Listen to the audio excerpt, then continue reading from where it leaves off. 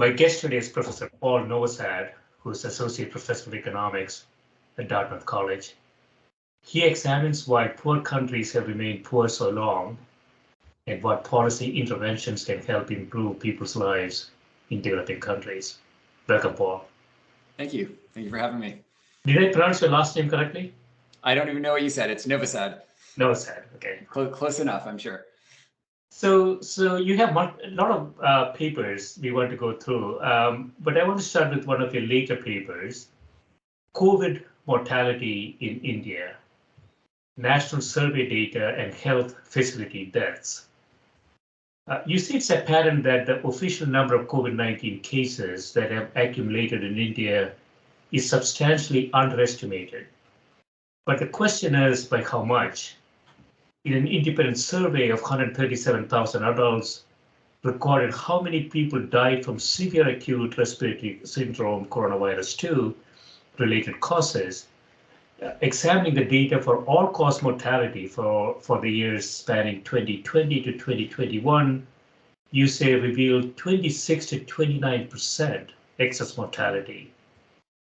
So extrapolating to the Indian population, which I suppose is about 1.4 billion, this equates to the deaths of more than 3.2 million people, with the majority occurring during April to June 2021. So this is obviously a very interesting topic for me, Paul. I grew up in India and South India. My parents still live in the South Indian state of Kerala. And I've been, sort of keeping track of numbers. None of the numbers actually make sense to me.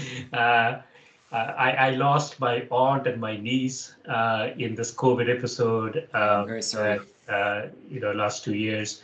So what India has reported appears to be not really reality, right? So excess mortality is a pretty good measure, I would imagine, in the absence of any other shocks, right? So you want to talk a bit about the paper and the data that you're using? Yeah, I'm very sorry to hear about the relatives that you lost. Everyone who knows people in India knows that they've experienced this, which to some extent speaks to the catastrophe that this has been, which is what our paper shows. Counting COVID deaths is very challenging everywhere because it's not clear, even if you have all the full information. It's not clear whether someone has died of COVID. Often very elderly people are dying and they have multiple conditions and they die when they have COVID. And is it COVID which kills them, or is it one of the other conditions which kills them? And maybe COVID is a factor in that death. It's hard to know how to count. And then particularly in the early days of the pandemic and kind of throughout the pandemic in India, there's been a shortage of testing. And so many people are dying and they die of respiratory illness, but we don't have an official COVID test. This does not enter into the official COVID statistics, right? If someone dies at home of respiratory illness during a COVID outbreak, this is not recorded by official statistics. Typically count deaths of people who have positive COVID tests. So there's significant undercounting there where people are not tested, and there's maybe a little bit of overcounting in some cases where the COVID was incidental, and that's very hard to determine. So excess mortality is, there are many different ways to solve this problem. Excess mortality is one, I think, clever way to get around the problem where you just look at how many people die on any given day or on any given week. And if you look over a long enough period, that number tends to be relatively stable. The proportion of people dying in any week in 2017 looks pretty similar to 2018, looks pretty similar to 2019. And we can look at what happens in 2020. And when COVID outbreaks are happening, the total number of deaths shoots up a lot. And we have much better data on the total number of deaths than on the COVID status of those people who are dying. Now, you don't know whether all those deaths are due to COVID or not. Many other things are happening. There are lockdowns. Traffic deaths seem to go way down during a pandemic period because people are locked down. People are at home, so they're not in traffic. People are not dying in traffic. On the other hand, deaths from maternal mortality is likely to go up if people are giving birth at home instead of giving birth in clinics. So all these little things are kind of going in all directions. And so in some sense, excess mortality tells us the aggregate of what is happening due to the pandemic even if it's not strictly due to COVID.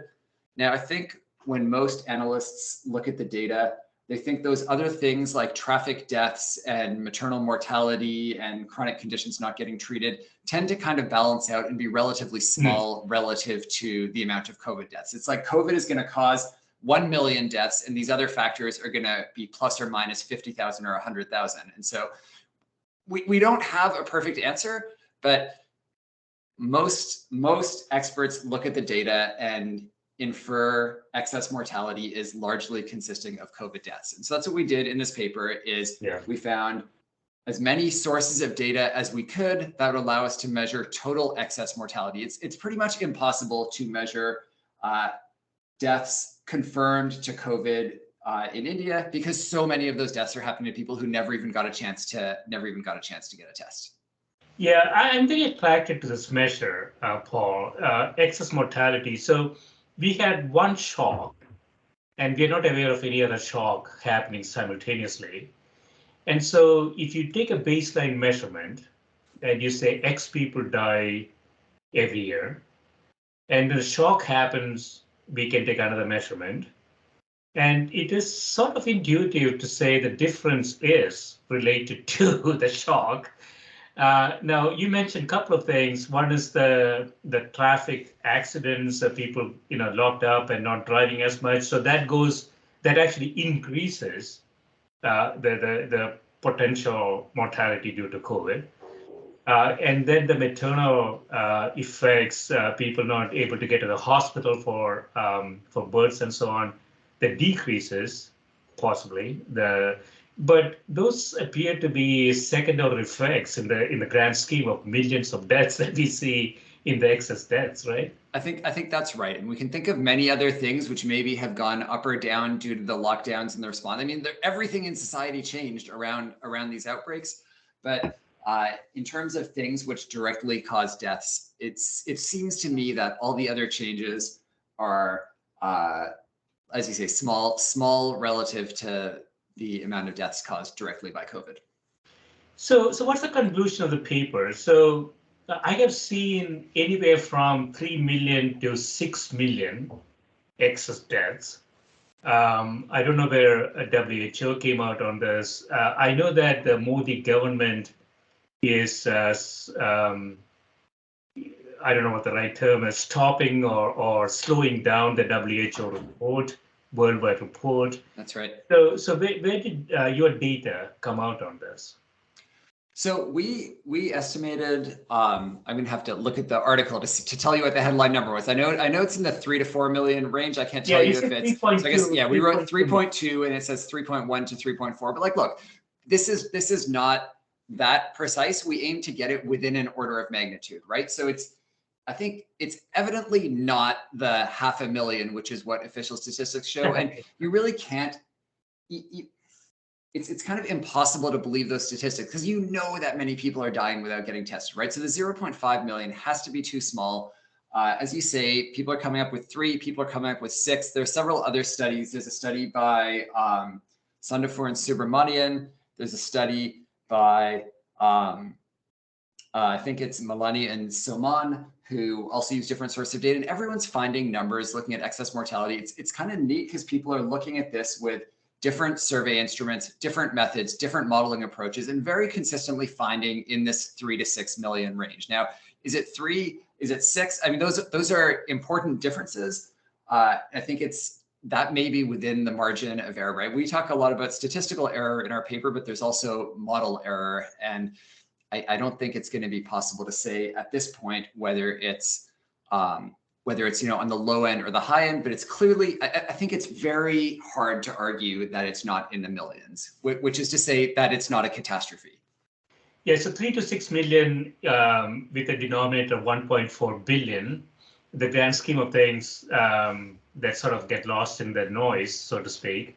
But we are talking about excess deaths. We are talking about a shock to the system.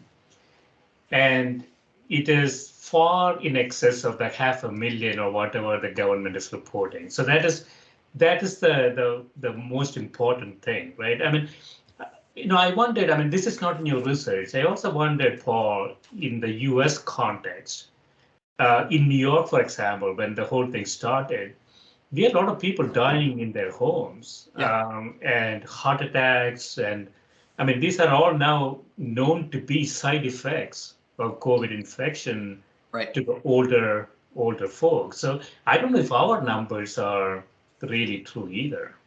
Well, I think in the U.S., I mean, you've had the same sources of data, right? People have used excess mortality in the U.S. as well.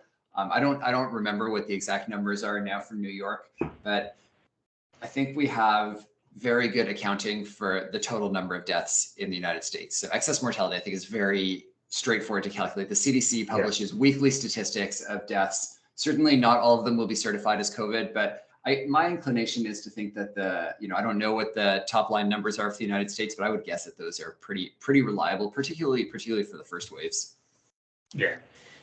And which have been so, like really widely studied. yeah, so I remember, so if we take this as sort of the expectation in terms of excess deaths, the Indian mortality due to COVID appears to be very similar to other countries like Brazil, or I think you mentioned Colombia and other countries.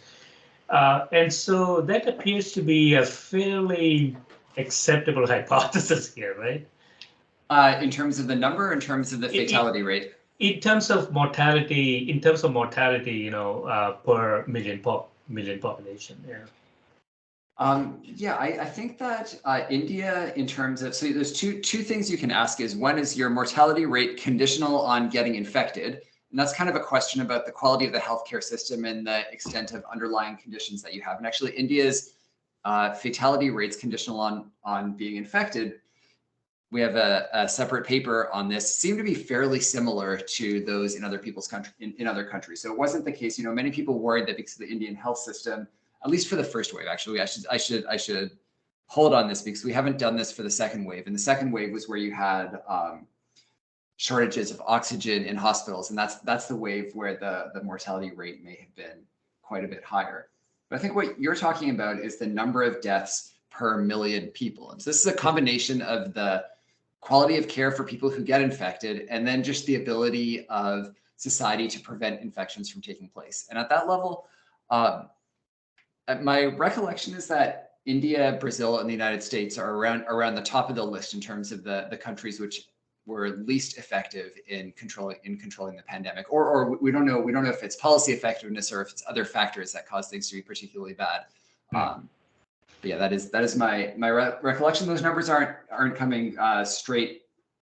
Those aren't from our paper, so I say that with a low degree of confidence. Yeah, so other thing that I noticed here is that you say here, with the majority of mortality occurring during April to June 2021. That's a bit of a surprise to me. So this is sort of the second wave, isn't it? Yeah. So it's I guess it's a surprise in the sense of it's not clear ex ante why that would have been the case, but I think knowing people who've experienced it, it's not surprising, right? The anecdotes of the second wave were much worse. The first wave had its share of crises, but the second wave was the wave where hospitals were running out of oxygen, where crematoriums were running 24 hours a day, and were basically not able to serve the number of people who needed them, right? So I think that that result fits with the experience of people during the pandemic. It's kind of an interesting question why the second wave was so much worse. We could conjecture that not as much was done to prevent it, right? The first wave featured the national lockdown. Everyone was very very cautious. There were missteps, but at the same time, for the most part, non-pharmaceutical interventions were in place. And then over the course of the next year, I think some complacency came in, and people thought, okay, we've endured COVID, we've seen it, that was it. Lots of people are vaccinated now. It's going to be okay. And large gatherings came back. There were mass religious events, and there's basically very little done to mitigate the second wave of the pandemic. And I think it was the Delta wave, if I recall correctly, which was more virulent and more deadly than the prior wave as well. So it's kind of a combination of I think, a false belief that everything was fine and no mitigation steps needed to take place, with a worse version of the virus. That and when one of these waves comes, it just strikes so quickly that by the time the crisis is in place, it's too late to respond. Mm. As you well know, there is sort of a class caste matrix. When you think about India, on the x-axis you have the sort of the religious caste, on the y-axis you have the economic class. So it is a function of what percentage of those people are affected in the first wave and the second wave, I would imagine also, right? There seems to be some interesting patterns in terms of who was affected during which wave. I agree. I haven't actually seen, and not that I'm sure it's out there, I just haven't looked into it. I haven't seen a lot of papers trying to kind of decompose the different income class and caste dimensions of the pandemic. I think that would be really interesting to understand. I'm sure there are people working on it. Yeah. So I want to go into another topic. Intergenerational mobility in India, new methods and estimates across time, space, and communities, you say. So we study intergenerational mobility in India over time, across groups and across space. We show that the modern set of rank-based mobility measures can be at best partially identified with education data. We develop a new measure of upward mobility that works well under data constraints common in developing countries. We find that intergenerational mobility in India has been constant and low since before liberalization. Yeah, so without knowing, I mean, I've been in this country for half my life and I haven't really studied a lot of data.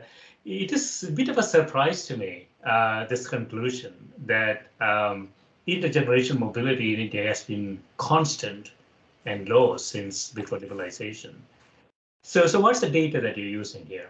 So let me back up a step and talk about what we mean by intergenerational mobility, because this is kind of technical language to talk about a specific economic concept, which when people normally think about upward mobility may not be the first thing that comes to mind. So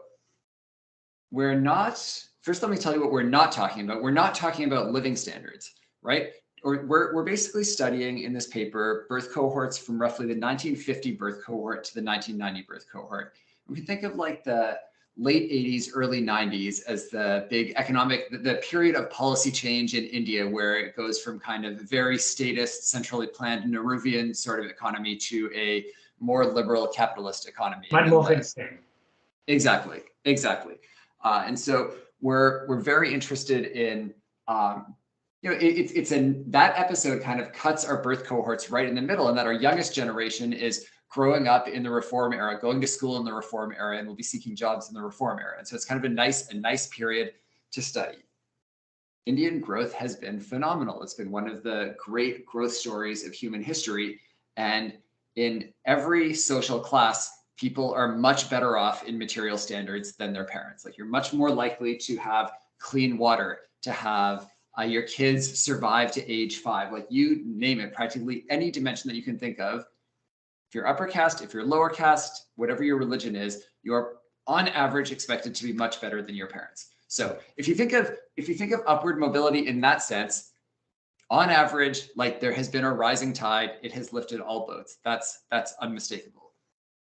When economists talk about intergenerational mobility, they're talking about a different concept from, I mean, it's at least as we talk about it, it's a different concept which captures the idea of equality of opportunity. It captures the idea of who has access to the best opportunities in society. And there's a nice metaphor from one of the seminal papers on mobility by Gary Solon, where he says, imagine two societies which have exactly the same income distributions, but in one of those societies, a child who's born to a poor parent is sure to stay poor. Whereas in the other society, a child who's born to a poor parent is very likely to end up at the median, right? Is gonna catch up, right? So identical societies in terms of living standards, clean water, and everything. But in one of them, your social status is totally fixed. Yeah. If you start poor, you're going to stay poor. And in the other one, it's just constantly churning. Everyone has an opportunity to succeed. Okay, so intuitively, I think most people gravitate toward the second one, right? We want people to be able to like strive, and for high ability people to be successful, and for people who work harder to be successful. And in the first society, even if your average living standards are the same, we have the sense that there's something missing when there's no opportunity to move up in relative terms. So that's the concept that we're after in India. And now you can understand how you could have a period of phenomenal growth, which is what India has experienced over the last 4 years. Living standards are going up. But what we want to know is, can you go up in relative terms? If you grow up as a lower caste person at the bottom of the social pyramid, your kids will be better off than you. That's very likely to be the case given India's average growth story. You know, it's not universal, but that's generally true. But will they still be at the bottom of the social pyramid, right? Will they be better off, but still? And this is, I think, a very relevant element of human well-being. Is we don't only care about, we do care about, like, it's wonderful that more people have clean water, enough food to eat, yeah, and you know, a more comfortable life, less odious workplaces. But if you're kind of stepped on and looked down by all your neighbors, and you know that your children will be as well, I think there's a real element of deprivation that we should care about. So that's the concept that we aim to measure. And a easy way to think about it, or the concept that we use in our paper, is imagine a person who's born in the bottom half of the socioeconomic distribution. What percentile do we expect them to get to? And in a society with absolute equality of opportunity, it only comes down to ability and drive and motivation and effort, yeah, and that number would be 50, right? Everyone on average would, like, you can start out poor, but we expect you to get to the average because you have the same opportunities as everybody else. In a society with zero mobility, that answer would be 25, right? You start in the bottom 50%, and you're going to end up exactly where you started. On average, that's going to be at the 25th percentile. So that's the idea that we're trying to capture. Yeah, I really like this concept, Paul. Anecdotally, I would say I can see myself. So my grandfather was, high school headmaster. My dad is a professor of engineering. And the only reason I'm here is because of the initial conditions afforded to me. Given good initial conditions, even not so smart people can make it.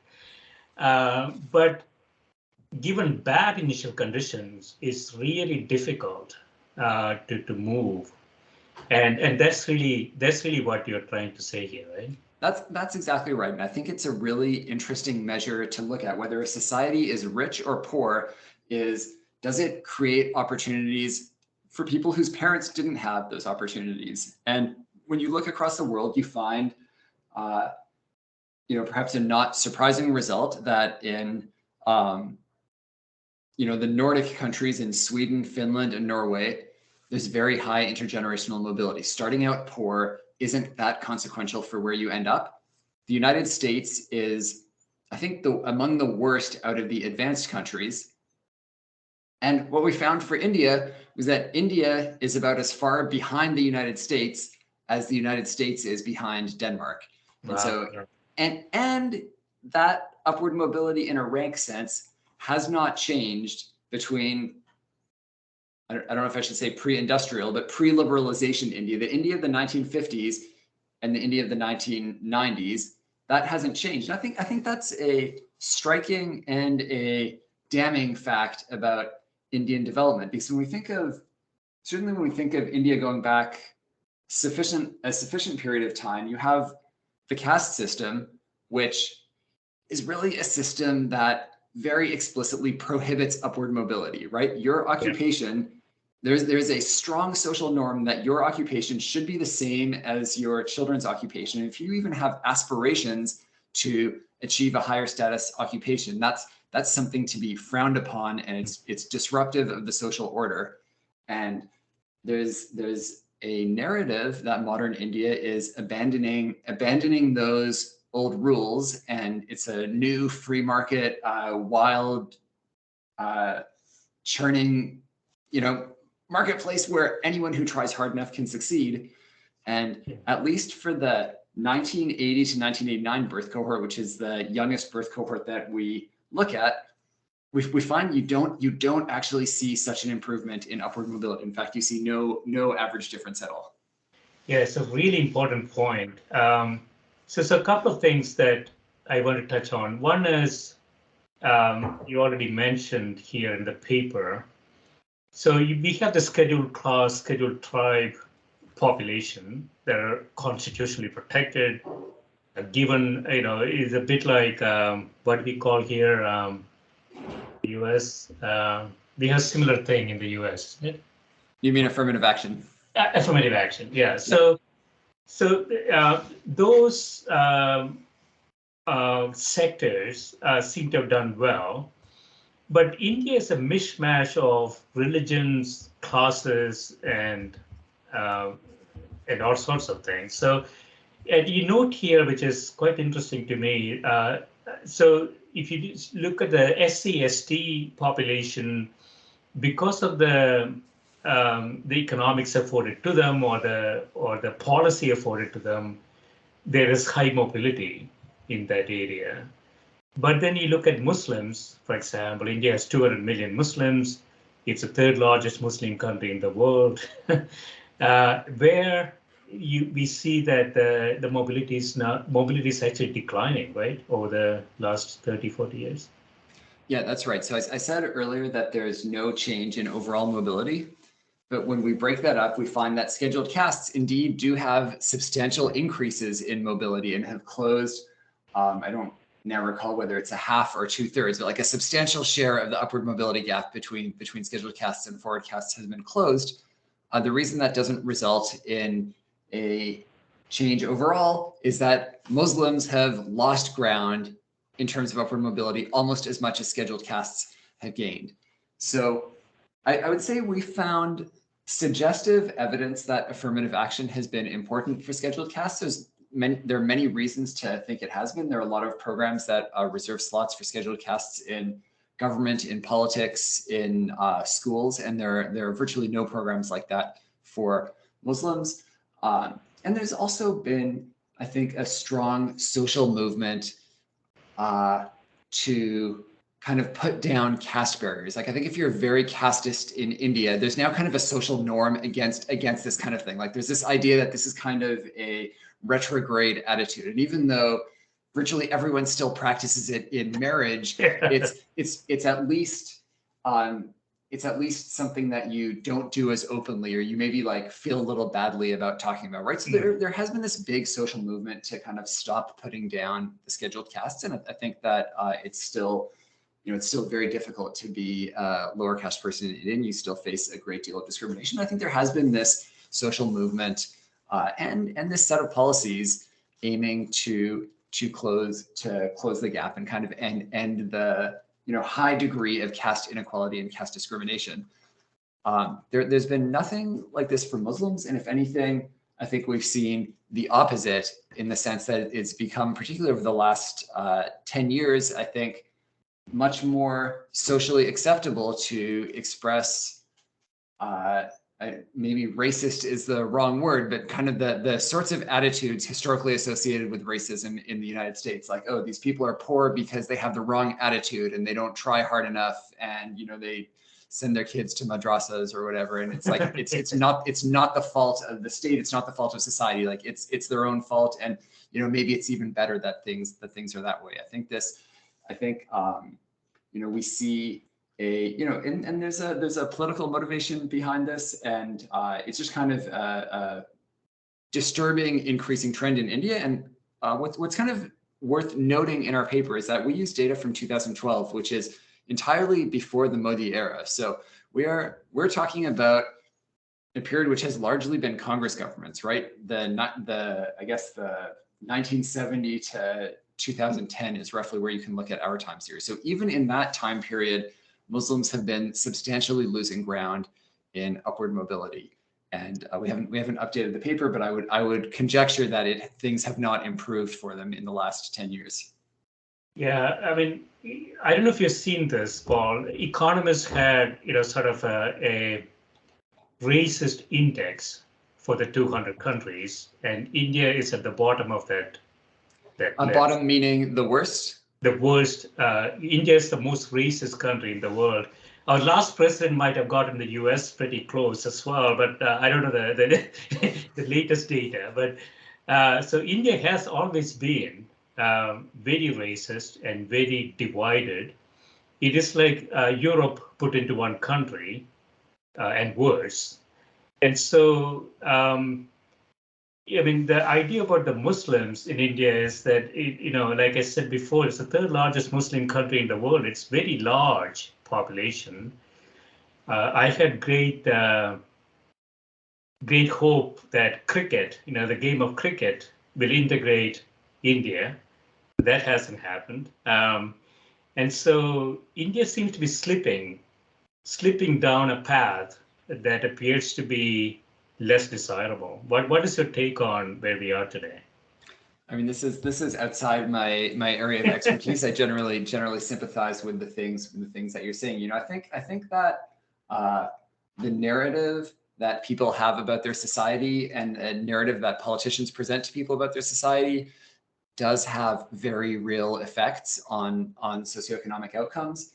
And I think you only have to look at the United States to look at the long run costs of building a narrative of like racial superiority and justifying racial inequality, which is kind of what the US chose to do in obviously the pre-Civil War period, but also in the post-Civil War era. There's this sense among US whites with political power in much of the country that it was important to keep Black people down and keep that gap from closing. And I think this idea was just fundamentally wrong. I don't think whites are better off as a result of having oppressed Black Americans for so many centuries. Like you look at the cleavages that are tearing our country apart today, and I just think we made a terrible mistake then. And I think people who want India to move in this direction of like emphasizing differences between groups and preventing Muslim upward mobility. I think this is really a poor choice. I think having Muslims be well integrated with equal opportunities to everyone else is actually going to be better for everybody, even for the non-Muslims. I think policies that drive cleavages between these groups are very short-sighted, and I think ultimately they're very counterproductive. I don't think they make the higher status group better off in the long run, because they just create social discord. And it's really, when you have a lot of social discord, it's very hard for the good things about people working together and building things together. Everything's just much harder to do. Yeah, I mean, I'm biased about this. I'm a free market economist, and anytime you have segmentation, you're going to get suboptimal outcome. And so if policymakers sort of nourishing segmentation is going to put the country down. And, in the 70-year history of India, that has been the case most of the time, except perhaps between 1990 and 2002 or something along those lines, right? So it is a pretty dangerous situation for the country right now, I think. But I want to go into another paper, which I found also very interesting. So the long-run development impacts of agricultural productivity gains, evidence from irrigation canals in India. You say, how and when do improvements in agricultural productivity translate into development and structural transformation? An extensive literature has addressed these questions dating back to the earliest days of development economics. More importantly, a new literature has focused on generating well-identified empirical evidence in settings where high-quality microdata allows for the study of local shocks to productivity. And most of this literature has explicitly or implicitly assumed that labor movements across space are small, such that local productivity shocks thrive within location movements of labor across sectors. this may be a reasonable restriction, you say, for short-term analysis, but long-term outcomes may be very different due to labor mobility. Yeah, I'm thinking back, Paul, a little bit. My mom's house was very close to a canal. Oh, fascinating. And my dad's house was not.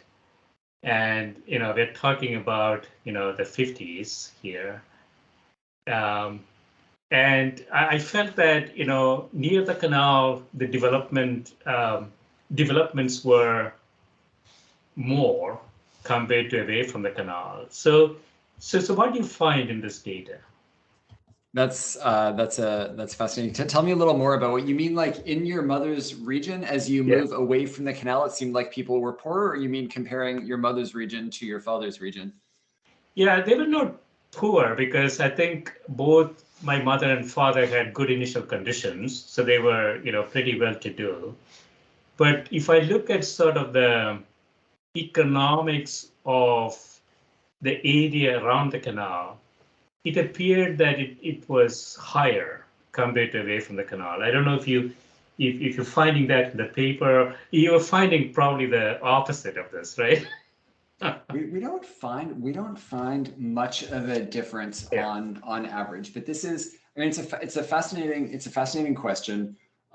It's that anecdote in some sense does describe the idea that we're trying to get it in this paper. So this paper fits into a broader literature that tries to understand how countries become modern and rich, and becoming modern and rich, I think 100% of the time, or if not 100% of the time, 99% of the time involves becoming less agricultural, right? The US economy was 98% agricultural in 1800 or something, and now it's about 2% agricultural. And you can look at that in terms of share of GDP or share of workforce in any industry. And every country that has gotten rich, South Korea, South Africa, China, as India has gotten richer, this is what happens. Countries move people out of agriculture into the more modern sectors.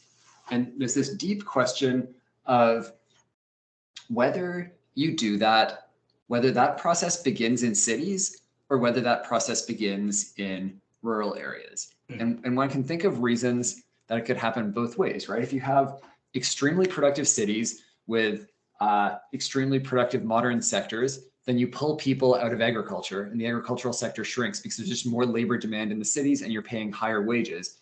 And so this kind of development process doesn't have to start in the agricultural economy, but you can also imagine there's a generation of development economics theories which say land productivity goes up. There's more surplus from the land. Now that everyone is fed, we have time to start doing other things. So it frees labor up to go work in the manufacturing sector. People are richer, and so they want to buy goods from the manufacturing sector, which creates this positive stimulus cycle, and the manufacturing sector kind of grows that way. And so we look at India's canals in the sense of answering this long run question of, we build a new canal to a village, agricultural productivity is going to go up substantially in that village. Do we see this other form of development? Do we see the shrinkage of the regional agricultural sector? Do we see manufacturing firms start to pop up as a result? So that's the kind of motivating story of this paper. But you find that that's not the case, right? We find that that's not the case. Well, but we find that that's not the case in a very specific kind of way. So one of the key findings of this paper is that we don't see rural industry pop up. And this is if we haven't talked about our rural roads paper, but this rural roads paper is kind of getting at this same idea of, when we shock villages with this big infrastructure connection, we're going to give you a road, now suddenly you're connected to external markets. And this question of whether industry will develop in villages has really been a central question in Indian economic thinking since the beginning. And you can go back to the ideas of Gandhi, who thought that, like, fundamentally India is about its villages, and India should always be about its villages. And what we should dream of is villages becoming more productive and developing small scale weaving operations or pottery operations, so that every village will, like, remain cute and agricultural with a little bit of small scale industry in there. And so you might expect, and this is when you read the policy documents around people planning and building roads, there's this, I think, aspiration that villages will become centers of industry, because I think everyone is afraid of mass urbanization, of people moving to cities. Cities feel like they can't keep up with the number of migrants coming in. Everyone has seen the slums and the outskirts of cities growing with the tens or hundreds of millions of migrant workers who travel each year and are kind of, they're needed in cities, but they're not welcomed in cities. So I think there's this strong desire among policymakers to see industrialization happen at the small scale inside villages. And in both of these papers, we find that just doesn't happen. There are just too many, there's a reason we have cities. The reason we have cities is human beings are extremely productive when they're clustered close together. You have thick labor markets, you can share ideas with each other, you're very close to your suppliers, you have a big choice of many suppliers to use from. If I'm gonna run a furniture plant, I wanna be in or on the outskirts of a big urban center where I have a ton of suppliers, I have a ton of buyers, I can learn from other people. And this is kind of what we find, that both of these really large shocks, we can detect substantial changes in the local economy, but they do not result in local industrialization. So when canals get built, I'll finish in just a sec, but I'll kind of tell you what we do find happens, which kind of completes this story. When canals get built, this big inflow of rural population, but they continue doing agricultural work. So you kind of suck in people from the neighboring villages, population density goes up, but they're still doing agricultural work.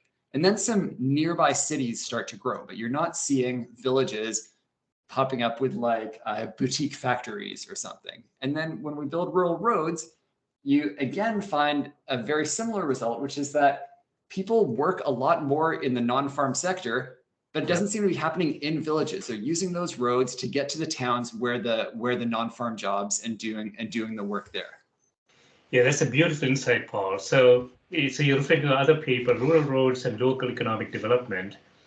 Nearly 1 billion people, you say, worldwide live in rural areas without access to national paved road networks. But in general, what you're finding, so these things, canals, roads, they might be all motivated by good policy ideas, maybe, maybe not good policy ideas, maybe good intentions, let's say. For sure. But it doesn't, you argue, translate into what the expectations are. It's sort of, in some ways, would you say it constrains the development in some way? So let's be clear. We're not saying that these projects weren't effective or didn't create value. What we're definitely saying is that they didn't create rural industrialization. So people in villages with roads are very happy to have those roads. They have access to ambulance services. Sometimes they get onto bus routes. They have easier paths to export their produce. And there's some other research on rural roads suggesting finding evidence of kind of ability to produce more export-oriented agriculture. These canals are more productive, and people's consumption is on average a little bit higher in these canal regions. However, I think what the papers point to is this question of, I think they point very strongly to the idea that development and economic growth comes from cities and is likely to come from cities. And when we want to think about India becoming a first world nation, it's about making cities work better for the poor. It's about making cities work better for industry. That's where it's going to happen, more so than kind of bringing development to people in place where they are. And as India gets richer, we should be providing better services. We should be providing roads and electricity and clean water to the villages where people are living. But I think it's naive to expect economic growth and development to be coming from those areas. People may continue to live in those areas. I think cities are the engines of growth. I think cities are one area where Indian policy is really, really important. Cities in a lot of ways are not working for poor people. They're not building enough housing. They're not welcoming enough to migrants. and people are just living in terrible, terrible conditions to try to get access to these engines of upward mobility. And I think a lot of people really love the idea of bringing development to the villages. Villages are really beautiful. They're wonderful to visit. You have this very idyllic sense of like, oh, imagine if people could live in a place like this and be wealthy as well. But I think de facto, we need to be paying more attention to what's happening in cities and recognizing that the best path out of poverty for people in rural areas is getting a house and a good job in a nearby city. Yeah, I mean, I think about this, Paul, as sort of a incrementalistic view of policy. So there is a high-speed rail project that was suggested in the southern state of Kerala, and people say, well, why don't you just get air-conditioned buses on the roads? And these are the roads that fail after every monsoon. It's antiquated infrastructure. So bringing canals, bringing roads to villages are all good things, but it appears to be sort of an incremental thinking that would not, I would argue, transform India to the next level. It will almost keep India where it used to, where it is, I would say, last 70 years. I don't know if I would agree that it would like somehow set India back, but I think it certainly would not be sufficient. Would not be sufficient, yeah. So I had to think a bit more than that. So I want to finish up with another fascinating paper that you have, Development Research at High Geographic Resolution, an analysis of nightlights, firms, and poverty in India using SHRUG, Open Data Platform. So the SHRUG is an open data platform describing multidimensional socioeconomic development across 600,000 villages and towns in India. This paper presents 3 illustrative analyses only possible with high resolution data. So you're looking at sort of the nightlight maps and trying to figure out what's happening. Yeah, so this paper, I think the big idea of this paper and the thing that I think was worth discussing here is just the idea of what kind of data we use to understand development. And then there's also something here about the process through which researchers and government work with data and what can be done to improve that. Historically, the only way one could understand the way Indian policymakers did understand what was happening in India was through sample surveys like the National Sample Survey. You would send a team out to visit 20,000 households across like half of the districts, and you would like pick a small set of villages and visit 10 households in each village. And you could calculate poverty estimates, and you could calculate a broad sense of the distribution of poverty. If you have 1 billion Indians and you're surveying, 20 to 50,000 households, you're not understanding what's going on at a very local level, right? An Indian district is bigger than some countries, and you have a sample size of like 200 people in that district, right? So that's statistically going to be an unbiased measure of like the mean outcome in that district. It's not going to give you a very good understanding of what's going on within that district. But the reason we had that constraint was because it was very costly to collect data about how people are doing. Now in the digital age, the quantity of data being collected about individuals is just astronomically larger, right? Every individual has dozens of interactions with government agencies over the course of a year. Each one of those interactions creates a data point in some database, which sits on an archive in a government server somewhere. And the granularity of this data is just incredible. You have like many time slices of information about every single person in India at many points in time. Now, this data is collected incidentally, or another example would be like cell phone data, right? Your cell phone pings your location to the cell phone company every minute or something like that. And so this is a data set which could describe the location of every single person in the country at a 1 minute resolution, right? Yeah. And if you compare it to like the NSS migration surveys, they're very difficult to collect and give you a very coarse view of what's happening with migration. And so the kind of background idea of our SHRUG paper is, and really all of our research is kind of one common theme of all of our research is using this new type of 21st century data and trying to learn from it. You face a challenge because the data is, when you run a survey, you can ask exactly what you want and get exactly the information that you want. When you use administrative data, you get what was collected, and then you need to do a bunch of work to figure out how to learn what you want to learn from someone who wasn't asking exactly the questions that you wanted to ask. Yeah. But what we're doing is we're kind of exploring this space and say, what can we learn about policy using this new type of data? And the SHRUG data platform is the framework for our work trying to create as much open data as possible and make it available to the wider research community, because it's extremely costly in terms of labor hours to wrangle with one of these big administrative data sets and turn it into a usable research output.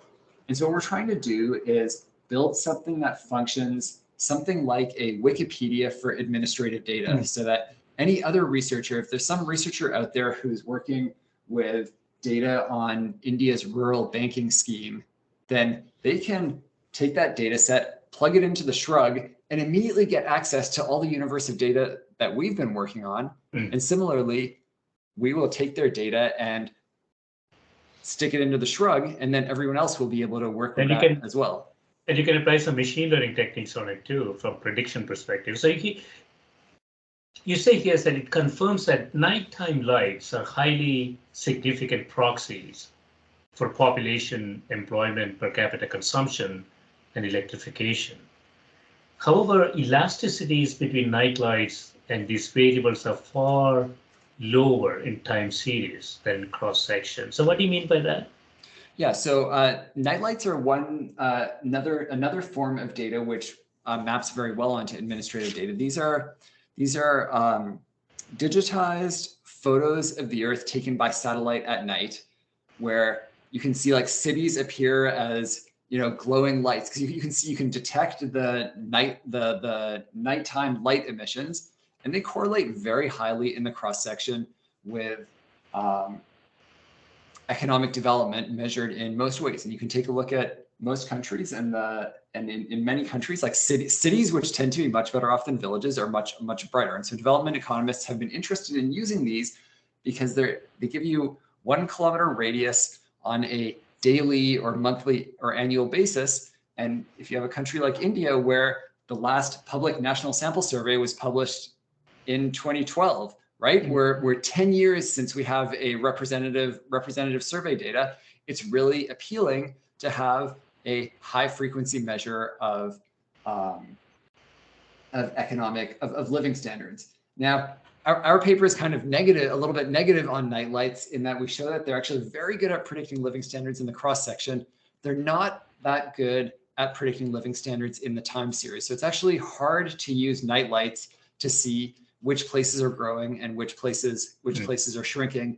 We don't know what the exact reason is, but my intuition is that nightlights are really doing a great job of picking up urbanization, and there are many forms of development that don't map onto like the extensification or increase in brightness of cities, and so kind of small changes in rural development, I think, maybe aren't as visible in the nightlights. But I think there's frontier work in this space using things like daytime imagery that is potentially much more promising. So I think the idea of using satellites to learn about what's happening on the ground is extremely valuable and likely to be it's already been extremely widely used in development. I think it's maybe people have been a little bit overconfident in using these measures. That's what our paper suggests. But I think that we're around the corner from next generation version of this using daytime imagery that's going to be much more effective. In fact, our research team is working on some of these products as well. I know we're running out of time. I want to touch on one thing that you say here. The poverty mapping exercise explores local heterogeneity in living standards and estimates the potential targeting improvement from allocating programs at the village rather than at the district level. I mean, this is a big issue, isn't it? I mean, you have to get more micro to make a difference, seems to me. Yeah. This is my intuition that the resolution at which the government sees the world is going to be highly relevant for the government's ability to do something about poverty. And if you want to know where the poor people live, the variation in poverty is really within district in India rather than across district. And there have been a lot of programs over the years that have targeted poorer districts and have left out richer districts. And if you're a poor person living in a richer district, which describes, a very large share of the poor people, you're in bad shape, yeah. Then you maybe don't get picked up. And so one of the things that we hope comes out of our work with the SHRUG is basically making it easier for even like local officials, like your district collector, who isn't necessarily a expert research analyst, to be able to take data off the shelf from us and kind of understand in higher resolution what's going on in their own district. Yeah. Excellent, Paul. Thanks so much for spending time with me. This has been great. Yeah, this was great. Thanks for setting it up. I really enjoyed it. Thank you. Have a good one.